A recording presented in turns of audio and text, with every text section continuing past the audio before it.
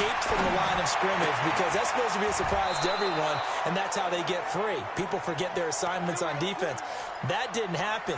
And think about the guy rolling out with the football, looking for an open person, no one there. Helpless feeling. Helpless because that gap between you and defenders now is going to close and close quickly. So we have reached... All right, hang on. We'll jump over halftime.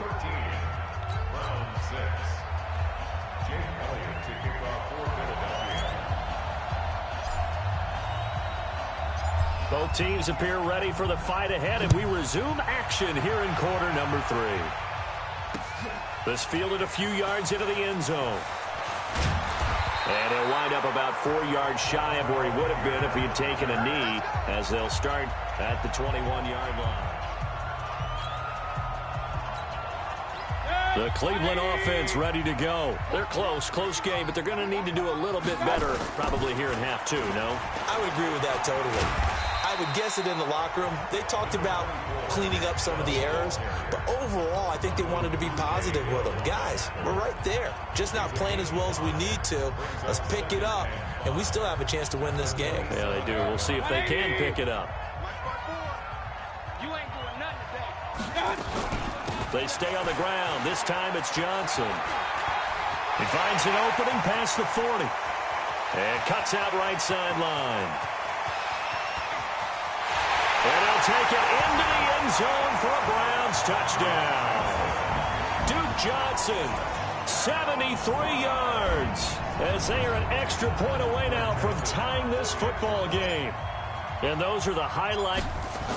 Oh, they flip it to the kicker. He looks like he's going to throw it. And this fake extra point attempt failed big time. Not only did they not get it, they went backwards. And that is one, no doubt, that may come back to haunt them because the PAT tied it. They didn't need to go for 2. I keep searching for an explanation. I know it's quick right here. I think I can search for the next year and not come up with anything that absolutely works. Kick the point, man. Kick the point. I don't get it. And he'll take it back to about the 19-yard line. Let's go. So here are the Eagles now as they get set for their first possession of the second half. Wentz and the Eagles now with a 1st and 10 at their own 19-yard line. On the move to his left. And that is incomplete. Showed off the arm strength there, but to no avail. 2nd down. With that incompletion, you know, Charles, one of the big storylines in the final few weeks of the season lies in the AFC South. Tennessee and Houston battling back and forth. Houston won round 1, week 15, a victory in Nashville. But which of those two teams do you think has the potential to go deeper in the playoffs? Well, Tennessee just lost at home to Houston, and now we'll have to go on the road to play them again in week 17. So I would say, on the surface, you would think Houston. They have the quarterback as well in Deshaun Watson that scares everyone. But I'm picking Tennessee as a team that could go deeper because of their defense. That's really a top 5 defense on any given Sunday. Their ability to rush the passer, their ability to play the ball in the air. I like that Tennessee team, and I think Ryan Tannehill, the switch to him at quarterback has really energized that club. Here's 2nd and 10 now from the 29. Now Wentz again. That's caught by Jackson. And inside the 20 before he's brought down. And they're going to have another 1st down as he's going to be tackled at the Browns' 19. Never make the mistake that the slot receivers, especially the little guys like we're watching here, are just quicker than fast. A lot of them combine quickness and speed, and they catch a lot of footballs as we just saw there. And it's caught. And he is into the end zone. Touchdown, Philadelphia. From 19 yards away. And the Eagles able to push further out in front. Doug Peterson says, let's go for 2 here. The tight end position has always been dangerous, especially in the red zone, short field. But now even more so because these tight ends aren't necessarily the tight ends of old. They're the rocked-up wide receivers who have a little bit more speed. Way harder to cover than before. Now after the touchdown, here's Elliott on to kick it away. That's fielded in the end zone. And all that worked, but he stopped where he ultimately would have been had he simply taken a knee, and that's the 25-yard line. The offense trots back out there. Let's turn our focus now to Nick Chubb. And after a sluggish start, he's really bounced back. The numbers bear that out. And you're a baseball guy, partner. How many at-bats over the course of a baseball season? Oh, boy, 4 in a game. Yeah, about 4 in a game. 4 times 162. 350 or so, right? Sometimes it takes a while for a guy to get going. That's my point. It's not the first few carries. You don't worry about that. As they go along, get that guy lathered up, get those blocking assignments down. Those 2-yard gains turn into bigger gains as the game moves along. That last catch short of the marker by just a yard leaves him with a very manageable 2nd and 1. And able to get this one across the 45 before he's brought down. 13 yards to pick up there. Good for a Cleveland first. We've seen him break off a big run already in this game, and for a second, that one looked like it might be another. Yeah, I think that any defense would say, look, we can't let him get to the 2nd level because sometimes he'll break off the big run on his own, but oftentimes you get additional blocking at the 2nd level, which gets you deeper into the secondary. Chubb with a carry on 1st down. It's not going to yield much, maybe a yard. It's 2nd down. Just a yard on the pickup there, and it'll bring up a 2nd and 9. On 2nd down, Johnson. And across the midfield stripe into Eagle territory. Call it a gain of 5 that time, and they'll be left with a 3rd and about 4. This offense in desperate need of a conversion as they come up on 3rd down. Mayfield. And it's knocked away and incomplete. It's been this way most of the afternoon, hasn't it? This secondary really put this receiving core on lockdown. Listen, they've worked together like a basketball team that's playing excellent defense. Great communication, doesn't matter whether it's man or zone. And especially against deep balls, as we saw there, they're not giving up anything to him. Carson Wentz and the Eagles make their way out to the field. How do you think he personally is evaluating his game so far? He was pretty good in the first half, been good so far here in the 3rd quarter. He's got to like it, right? Not looking for the dramatics here. Not trying to set the world on fire in terms of stats.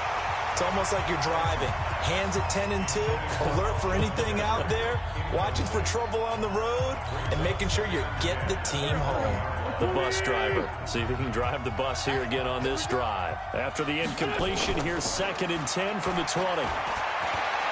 Flush to his right. He'll run it. Able to power through. Wentz can pull it down when he needs to, and the 6'5" quarterback picks up the 1st down. So the youngster able to use the legs to pick up the 1st. And one of my pet peeves when they see this guy play, when Carson Wentz takes off running the football, I always hear people go, oh, he's sneaky athletic. No, he's athletic. Watch him do it. It's an integral part of the quarterback run game, and he gets it done very, very well. You don't like sneaky athletic, do you? That's just kind of a jab in the back. Yeah, not when it doesn't apply. I think that's a stereotype that needs to be broken down for him. Well, let's get back to the playoff picture. We talked about the AFC. Into heavy traffic, and it's intercepted. Picked off right around the 43. And his guys are going to take over at the 39-yard line. And, Brandon, this is a real nice job defensively. Quarterback's head and figuring out. 2 shy of the 10. The extra effort out makes it good for a gain of 26 and also a 1st. And we're back now here in Cleveland. It's the Browns with a deficit. They're trailing, but with the football here to start the 4th. And again, it's Chubb. Twisting away. And down inside the 10 here before he's out of bounds right around the 7. He gets them a little over half of what they needed. Now they're looking at a 3rd and 5. The Browns on 3rd down. 2 for 5 to this point. This will be 3rd and 5. Mayfield down. The quick slant caught. And he won't have the touchdown, but he will have the 1st down as he's tackled at the 2. The gain of 5 that time gives him the conversion and makes it 1st and goal. 2 of their 3 red zone trips so far they've come up empty on. They'll look to reverse that trend on 2nd. And this is going to be intercepted. Picked off by Rodney McLeod. And a big turnover there as his guys will get the football back. Partner, we always talk about possessions being at a premium in these games, and now in this situation, throwing an interception here when you have to claw your way back in, that one's going to hurt, and in a big way. Escaping the pressure right. Legs. And he'll be out of bounds at the 25-yard line. He'll get 5 out of the scramble. It's second down. I like his thought process and his ability to move and get downfield. But what I didn't like was the final decision, to go out of bounds. They want to keep the clock moving. Instead, they give the defense an extra timeout. Now, meanwhile, here's a second down throw that's knocked away and incomplete. Alshon Jeffrey, the intended receiver. And it's third down. Well, we're not playing 3 yards in a cloud of dust football anymore. I kind of get why those old school coaches sometimes didn't want to throw the football. Because if it's popped up in the air, it almost turns into slow motion. And both sides trying to get to the football, and you're holding your breath wondering whether it's going to go good or bad for your team. They're going to run this with a tight end. And he's taken down but able to slip across the 35. It's an Eagles first down on a gain of 11.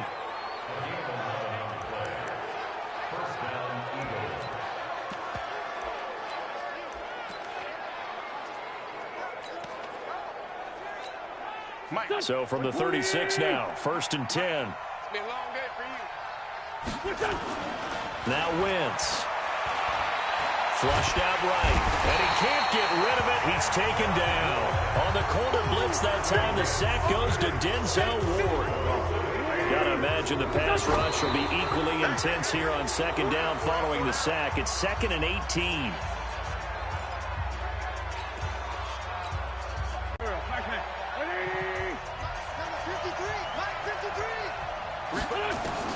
On third and long, it's Wentz. Steps away. This is caught by Jackson. And he'll be taken down, but not before they work it across midfield. A pickup of 24 on the third down conversion. Big hook up there, forced to throw it on third down. The connection's going to keep the drive alive and also keep the clock moving. Yeah, and from a defensive perspective, didn't get a sack, didn't knock the ball free, didn't break up the pass. The clock keeps running on you. You're in a dire situation now. And now a throw on first down there, but it's incomplete. You get a tight end like this, and you know he's used to dishing out punishment, but here, he's one that has to absorb the contact, and as a result, unable to hold on. Eagles coming up here on a third and long, so Wentz and company with some work to do after the sack. Rolling to his right. Now on the run, he'll throw it back deep over the middle. Oh, incomplete. Nearly the pick they needed. They would have loved one there, but at least it does get them to fourth down. Critical play in this football game, because if they pick up the first there, that clock keeps rolling. Has to be a little frustrating for them because they know that they pick up a first down there and continue to eat away at the clock, really increases their chances of closing this one out. Now they're likely going to have to give the football up and sweat it out on the sideline. Now they go for it on fourth, but this one is going to wind up incomplete. And I am not sure, partner, there what the mindset was to go for it. I don't know. And some teams just feel that possession is the key to everything. They just want to have the football in their hands. No matter how it goes to the other team, they just don't trust doing that. So they say, let's go for it and try and finish it ourselves. The loss of 3 on that first down pass play, now 2nd and 13. He's going to float this one deep right side. And that will be incomplete. Tried to dial up the long one way out there, but it'll be third down. The Browns on third down. They've hit it 50%, 3 of 6 to this point. This is going to be 3rd and 13. He's going to loft one deep left side here. Man, it's caught at the 6-yard line. And he'll take it into the end zone for a Browns touchdown. Odell Beckham, 47 yards, as they have now chopped this lead down to 3. No, we're not cheering. And he takes off with it. It's a fake. And he'll fight his way down right around the 12. And he is not going to get in here. So the decision to go for 2 does not pay off as they're unable to cut any further into their deficit. Joseph now to kick this one away. That's fielded in the end zone. And no run back here. This will be a touchback, and it comes out to the 25-yard line. Here's the Philadelphia offensive unit now as they head out to take over possession. And this game not quite over yet. And we'll likely see them take all 3 timeouts defensively, so they can't just kneel this one out. They're going to have to try to run a few plays. You're exactly right. They've got to get a first down and make them use up all their timeouts in order to feel like they have this one in hand. 23 yards on the tuck and run. All right, partner, I'm a defender, but I've got to express my admiration there. Moving around, making it happen, and instead of worrying about protecting himself, he goes and gets the first down. I got to give it to him on that one. Normally, you don't want your guy taking shots, your quarterback, but it's winning time here in the fourth quarter. If he needs to make those plays with the legs, go ahead, right? Yeah, no doubt about it. At this stage of the game, all protections, they're off. The positioning here is key. As a defensive back, you're taught 99% of the time, make a play on the football. But in this case, making a play on the man was all the difference. That's what forced the incompletion. Rolling to his left. And his throw's going to be incomplete. He was trying to get it to Zach Ertz that time. But now it's third down. Big play coming up. Here's 3rd and 10. I would expect to see some pressure here. The pressure drops off as they'll look to throw. Being chased out left. He can run. And now the ball's out. Fumble near midfield. And this is picked up by the Browns. And they take over. They'll set up shop at the 46-yard line. When I see a play like that, I come back to risk-reward. I don't know about you, but is it worth it at that point, whatever you're going to pick up, to either take the hit? And he can't get a throw off. He's taken down. What a huge play at this point in the game. Fletcher Cox, the former Mississippi State Bulldog, ringing the cowbell there on the sack. Well, so much for setting the tone of the drive offensively. Giving up a big sack that loses that kind of yardage, not a great start. An incomplete pass on that last play, and that means they'll need to come up with something here on 3rd down.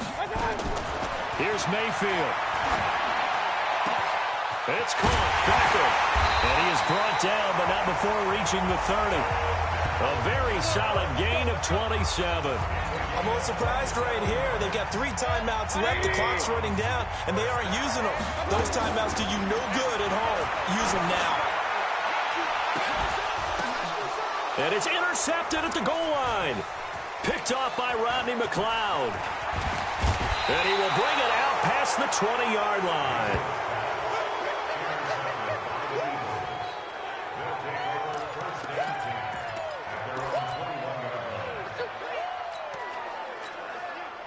The Eagles offense set to begin their next drive. And 3 timeouts remaining here defensively, but really not much reason to use them at this point as this one is all but over. And down he goes. They bring down Wentz on the sack. And now with 4 seconds left, we get a timeout call. After the sack, it's 2nd and 19, and the road gets a bit tougher from here. Oh, look at this. Wentz going to throw. Dancing to his left. Caught by the tight end Ertz. And they'll get it all the way up about 5 yards shy of midfield. So fly, Eagles, fly. It's a victory for Philadelphia. And I tell you, this